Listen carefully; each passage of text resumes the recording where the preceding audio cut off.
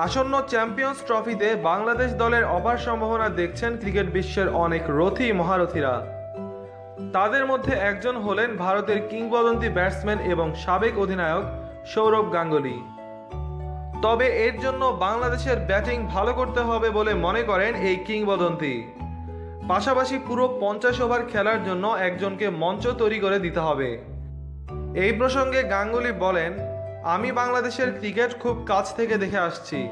তারা উন্নতি করছে, এতে কোনো সন্দেহ নেই। তারা হায়দ্রাবাদের একমাত্র টেস্টে ভারতের বিপক্ষে প্রতিযোগিতায় ছিল। তবে তাদের ভালো খেলতে হবে, কারো না কারো সামনে থেকে দায়িত্ব নিয়ে খেলতে হবে। পুরো 50 ওভার ব্যাট করে বোলারদের জন্য মঞ্চ তৈরি করে দিতে হবে যে কোনো একজনকে। বিশেষ করে তামিম, সাকিব, মুশফিক ও মাহমুদুল্লাহর কথাই উল্লেখ করেছেন সাবেক ভারতীয় এই কিংবদন্তি। তিনি মনে করেন এই 4 জন অভিজ্ঞ ব্যাটসম্যানই ম্যাচের ভাগ্য নির্ধারণ করে দিতে পারেন। সৌরভ গাঙ্গুলী এই প্রসঙ্গে বলেন, ব্যাটসম্যানদের দায়িত্ব নিতে হবে। তামিম, সাকিব, মুশফিক ও মাহমুদুল্লাহর মতো ব্যাটসম্যানদের তিতু হয়ে বড় ইনিংস খেলতে হবে। 2015 বিশ্বকাপে তারা ভালো করেছে। তারা কিছু বড় দলকে চমকে দিয়েছে, কারণ তারা ভালো ব্যাটিং করেছে। উল্লেখ্য, চ্যাম্পিয়ন্স ট্রফির আগে প্রথম ওয়ার্ম আপ ম্যাচে পাকিস্তানের কাছে হেরে যায় বাংলাদেশ।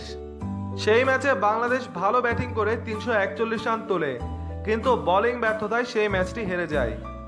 চ্যাম্পিয়ন্স ট্রফিতে ভালো করতে হলে ব্যাটিং বোলিং দুই ডিপার্টমেন্টে অসাধারণ খেলতে হবে বাংলাদেশকে। ওয়ার্ম আপ ম্যাচে না খেলা রুবেল মুস্তাফিজ দলে যোগ দিলে বাংলাদেশের বোলিং ইউনিটও শক্তিশালী হবে।